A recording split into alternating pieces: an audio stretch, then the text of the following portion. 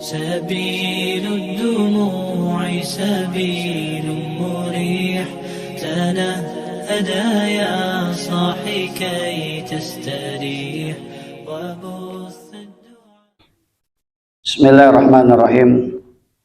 السلام عليكم ورحمة الله وبركاته. الحمد لله الذي أنزل القرآن والصلاة والسلام على أشرف الأنبياء والمرسلين سيدنا ومولانا محمد وعلى آله وصحبه أجمعين. أما بعد، قال الله تعالى في كتابه الكريم وهو أصدق القائلين: أعوذ بالله السميع العليم من الشيطان الرجيم. بسم الله الرحمن الرحيم. إذا وقعت الواقعة ليس لوقعتها كاذبة خافضة رافعة إذا رجت الأرض رجا وبست الجبال بسا إلى آخر surah. Sadaqallahul azim. Yang kami hormati Bapak Edi Surahman, yang saya muliakan Bapak-bapak dan ibu-ibu serta saudara-saudara sekalian, seluruh warga muslim Bank Mandiri yang insyaallah dirahmati oleh Allah Subhanahu wa taala. Alhamdulillah, kembali kita bersyukur kepada Allah, Tuhan yang Maha Rahman dan Rahim kepada kita semua. Tuhan yang tak pilih kasih dan tak pandang sayang kepada siapapun yang bersalah. Tuhan yang telah menggembirakan surga dan nikmatnya kepada orang-orang yang mentaatinya, yang mengancam neraka, serta mempertakut siksaannya bagi orang-orang yang mendurhakainya. Oleh karena itu, atas segala nikmat yang Allah berikan kepada kita semua, sehingga pada kesempatan yang mulia ini kembali kita sama-sama duduk dalam majelis ilmu, majelis zikir, dalam rangka yaitu adalah bertalabul ilmi. InsyaAllah mudah-mudahan tetap istiqamah di dalam menjalankan perintah Allah Subhanahu wa taala. Karena belajar ilmu agama adalah merupakan suatu keharusan. Selaras dengan sabda Nabi sallallahu alaihi wasallam, talabul ilmi faridatun ala kulli muslimin wa muslimatin. Menuntut ilmu itu diwajibkan bagi muslim laki-laki dan muslim perempuan. Yang dimaksud di sini oleh ulama hadis, faridah, wajib dalam artiannya itu adalah ilmu agama. Jadi wajib hukumnya kita menuntut ilmu agama. Di samping kita menuntut ilmu untuk dunia, maka jangan lupa kita mencari ilmu untuk akhirat kita. Karena ada ulama yang berpendapat bahwa semakin kita mempelajari ilmu umum, dan ketika kita mengabaikan ilmu agama, maka semakin kita berdosa. Jadi ketika ada orang hanya dunia mululu, ataukah dunia tok saja yang dia kejar, tanpa dia memperhatikan akhiratnya, maka semakin dia mendalami satu ilmu dunia itu dan melupakan ilmu akhirat, maka semakin berdosa. Akan tetapi kedua-duanya tidak bisa kita tinggalkan. Dunia dengan akhirat harus saling seimbang antara satu dengan yang lainnya. Seperti pada waktu kita berdoa kepada Allah Subhanahu wa taala. Di akhir doa kita sering kita tutup dengan doa Rabbana atina fid dunya hasanah wa fil akhirati hasanah. Jadi kita minta kepada Allah Subhanahu wa taala untuk diperbaiki kita punya dunia. Rabbana atina fid dunya hasanah. Hasanah itu artinya baik, Pak. Jadi hasanah itu artinya baik. Jadi kalau ada perempuan namanya hasanah, berarti perempuan itu adalah perempuan yang baik-baik. Ya, kenapa? Sesuai dengan namanya. Tapi kalau ada perempuan yang namanya hasanah, tapi pencuri, Pak, berarti dia salah nama. Jadi hasanah itu artinya baik. Ya, Rabbana atina fid dunya hasanah. Kita minta kepada Allah Subhanahu wa taala untuk kebaikan dunia. Dengan kita minta kepada Allah kebaikan dunia, itu artinya bahwa kita juga tidak boleh tinggalkan dunia. Salah ataukah keliru ketika ada orang kerjanya hanya akhirat, kemudian dia meninggalkan dunianya. Jadi suatu ketika ada salah seorang sahabat bertanya kepada Rasulullah, "Ya Rasulullah, mana yang lebih mulia ya Rasul? Saya ini ketika waktu sholat saya sholat, ketika di bulan suci Ramadan saya puasa. Akan tetapi ya Rasul, saya tidak melupakan duniaku. Saya tetap mencari nafkah untuk istri dan anak-anakku. Akan tetapi ketika pada waktu tibanya untuk beribadah, maka saya tetap beribadah kepada Allah. Mana lebih mulia ya Rasul? Saya ini dibandingkan dengan orang yang berada di dalam masjid itu menunggu antara satu waktu salat ke waktu salat berikutnya. Setiap selesai melaksanakan salat, maka dia hanya kerjanya duduk di masjid berzikir kepada Allah Subhanahu wa taala sampai menunggu waktu salat berikutnya lagi. Mana lebih mulia ya Rasul? Maka Rasulullah sallallahu alaihi wasallam mengatakan, engkau masih lebih mulia dibandingkan orang yang hanya kerjanya melaksanakan salat, kemudian menunggu salat itu di dalam masjid, ya, dari waktu salat ke waktu salat berikutnya dengan cara berzikir tanpa dia memperdulikan dunianya. Artinya apa? Bahwa ketika kita hidup di dunia ini, maka kita pun dilarang oleh Allah untuk meninggalkan dunia. Jadi di dalam doa ini mengatakan bahwa kita minta kebaikan dunia, wa fil akhirati hasanah. Akan tetapi jangan juga lupa kita minta kebaikan untuk akhirat. Baik hadirin yang dirahmati oleh Allah Subhanahu wa taala. Alhamdulillah tadi kita sudah membaca surah Al-Waqiah. Jadi kita robah dulu surahnya, Pak. Yang selama ini kita membaca surah Ar-Rahman, maka sekali-kali kita membaca surah lain. Seperti pada hari ini alhamdulillah kita membaca surah Al-Waqiah. Jadi surah Al-Waqiah ini adalah salah satu surah yang sangat penting di dalam Al-Qur'an. Jadi Al-Waqiah ini termasuk salah satu surah favoritnya baginda Nabi sallallahu alaihi wasallam. Jadi kalau kita di pondok pesantren itu, Pak, tiap subuh itu mengamalkan Al-Waqiah. Jadi anak-anak sebelum melaksanakan kegiatannya seperti hafal Quran, fasahah, pengajian kitab dan lain sebagainya, maka terlebih dahulu setelah melaksanakan salat subuh, maka dibuka dengan membaca surah Al-Waqiah. Kenapa dibuka dengan surah Al-Waqiah? Sebab Al-Waqiah ini banyak fadilahnya, banyak manfaatnya. Yang pertama, bahwa surah Al-Waqiah ini dikenal dengan surah kekayaan.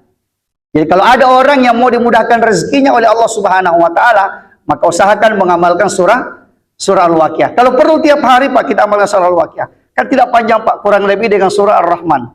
Setelah melaksanakan salat subuh, kita ambil Quran, buka surah Al-Waqiah. Niatkan terlebih dahulu, insya Allah, mudah-mudahan dengan bacaan Quran saya di subuh hari ini, bacaan surah Al-Waqiah, ya Allah, mudahkan segala urusanku, ya Allah. Mudahkan segala rezekiku, ya Allah. Buka pintu rezekiku yang selebar-lebarnya, agar saya bisa membantu agamamu, ya Allah.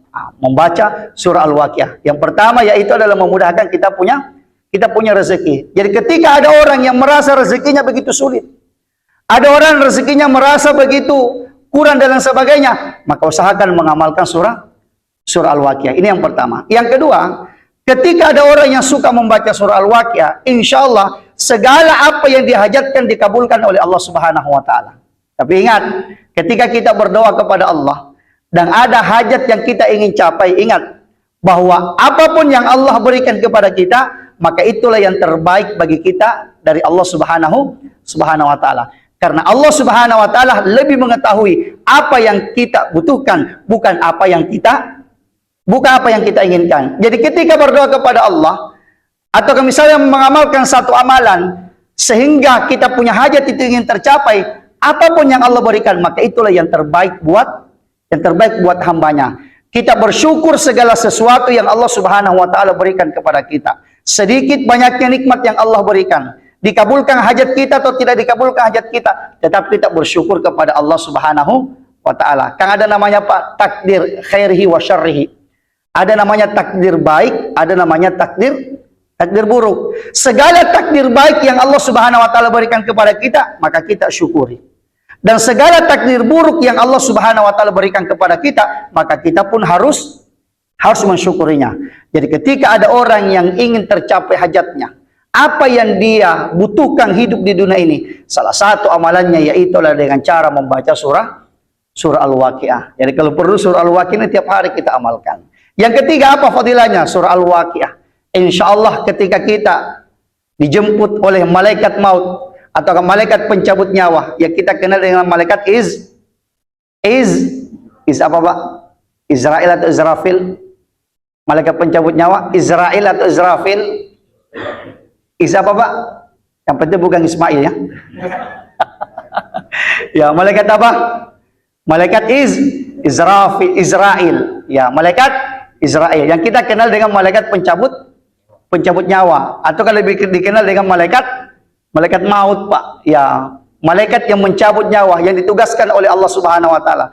Karena semua malaikat kan punya tugas, termasuk malaikat Israel. Yang ditugaskan oleh Allah untuk apa? Untuk mencabut nyawanya semua manusia yang ada di permukaan bumi ini. Jadi ketika malaikat Israel mencabut kita punya nyawa, dengan amalan surah Al-Waqiah ini dimudahkan Ya, dimudahkan ketika dicabut nyawa kita oleh malaikat Israel. Karena nyawa ini dicabut, Pak. Yang namanya sakaratul maut itu begitu sakitnya luar biasa. Sakit yang paling ringan dirasakan oleh sakaratul maut, Pak. Sakit yang paling ringan yang dirasakan oleh sakaratul maut yaitu sakitnya seperti besi yang ujungnya bengkok seperti ini, Pak, yang sudah dipanaskan mendidih, kemudian dimasukkan ke dalam mulut kita sampai kepada perut kita, kemudian dikocok di dalam, Pak, itu besi itu, Pak. Begitulah sakit yang paling ringan yang kita rasakan ketika sakaratul maut. Maka seandainya ketika ada orang yang sudah meninggal dunia dan mampu berbicara kepada kita betapa sakitnya sakaratul maut, yang tadinya menangis kita karena kesedihan ditinggalkan, maka tangis itu akan berubah tangis ketakutan dengan sakaratul maut. Seandainya orang mati itu bisa bercerita, Pak, bahwa betapa sakitnya itu sakaratul maut. Ya, akan tetapi ada amalan yang diajarkan oleh agama kita supaya sakaratul maut itu dipermudah oleh Allah Subhanahu wa taala. Karena pencabutan nyawa itu prosesnya mulai dari bawah sampai naik ke atas. Makanya biasa kalau ada orang pintar, ya melihat orang sakaratul maut biasanya diperiksa, Pak. Kalau dalam bahasa Makassarnya itu diasah lah, diperiksa karena nyawa itu dicabut dari ujung kaki sampai ujung kepala, Pak. Itu nyawa dicabut. Akan tetapi itu nyawa biasanya mau keluar sembarangan, Pak. Biasa itu nyawa mau keluar di bagian kaki.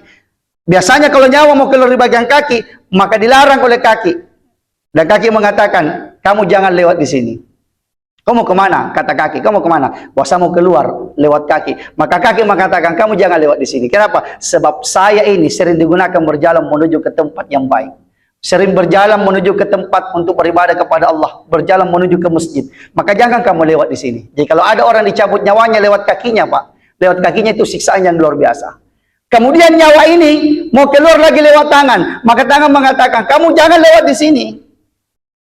Ya, sebab saya ini sering digunakan untuk memberi, sering digunakan untuk bersedekah. Jangan lewat di sini, kata tangan itu. Maka nyawa itu dicabut lewat ubun-ubun kita seperti ini, Pak. Jadi nyawa itu dari bawah naik ke atas secara perlahan-lahan dicabut oleh malaikat sakaratul maut. Makanya biasa kalau ada orang mau meninggal dunia, Pak, itu sudah tidak ada di bawah tapi masih ada di tengah. Caranya periksa bagaimana? Diperiksa pada bagian kaki seperti ini. Jikalau sudah tidak ada denyut nadinya di sini, Pak. Denyut nadinya di sini berarti sudah tidak ada di bawah. Tapi masih ada di tengah. Caranya bagaimana periksa di tengah bagian tangan kita? Di pergelangan seperti ini, Pak. Kalau masih ada berdenyut nadinya di sini, Pak, berarti masih ada di tengah. Tapi sudah tidak ada di bawah, tapi masih ada di tengah. Lama kelamaan kita periksa di tengah sudah tidak ada di tengah, tapi masih ada di atas. Di mana kita periksa pada bagian atas, pada bagian belakang telinga kita. Kalau masih berdenyut di sini, berarti masih ada di atas. Sudah tidak ada di bawah, sudah tidak ada di tengah, tapi masih ada di atas. Lama kelamaan kita periksa maka sudah tidak ada di atas, berarti sudah dicabut nyawanya melalui ubun-ubunnya. Makanya biasa ada orang meninggal dunia, Pak, itu mata hitamnya naik ke atas. Betul.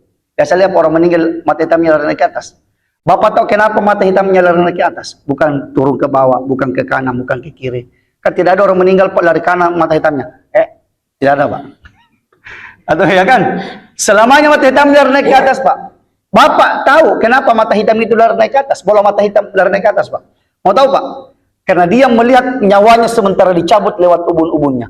Makanya mata hitamnya lari naik ke atas seperti ini, Pak. Kemudian kita tutup matanya dengan membaca Bismillahi wa ala millati Rasulillah. Ditutup matanya dengan membaca Bismillahi wa ala millati wa Rasulillah. Tapi tidak usah takut, Pak, kalau menutup matanya orang meninggal itu. Kan biasa ada orang takut, Pak, tutup matanya orang meninggal, Pak. Nanti katanya terbuka kembali.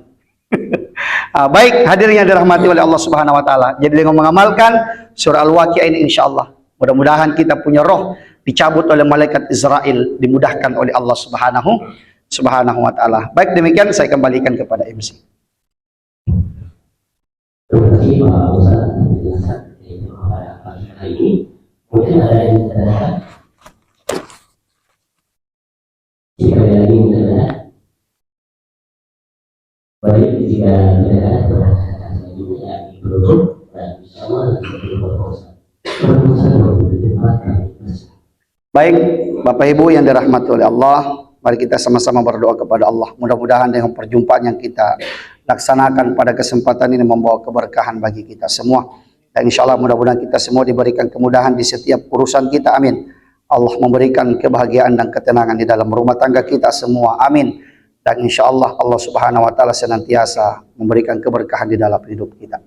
Bismillahirrahmanirrahim. Alhamdulillahirabbil alamin. Allahumma shalli ala sayyidina Muhammad fil awwalin wal akhirin. Rabbana taqabbal minna innaka antas samiul alim wa tub alaina innaka antat tawwabur rahim. Waghfir lana warhamna innaka antal ghafurur rahim. Allahumma ighfir lana wa liwalidina warhamhum kama rabbawna shighara. Allahumma khtim lana bil Islam wa khtim lana bil iman wa khtim lana bis sa'adah wa khtim lana bi husnil khatimah. Rabbana atina fid dunya hasanah wa fil akhirati hasanatan wa qina adzabannar. Wa sallallahu alaihi walhamdulillahi rabbil alamin. Al-Fatihah. Iyyaka na'budu wa iyyaka nasta'in. Kita tutup dengan doa kafaratul majelis. Subhanakallahumma bihamdika asyhadu an la ilaha illa anta astaghfiruka wa atubu ilaik. Wassalamualaikum warahmatullahi wabarakatuh. Allahu Rabbi wal Islamu dini wa Muhammad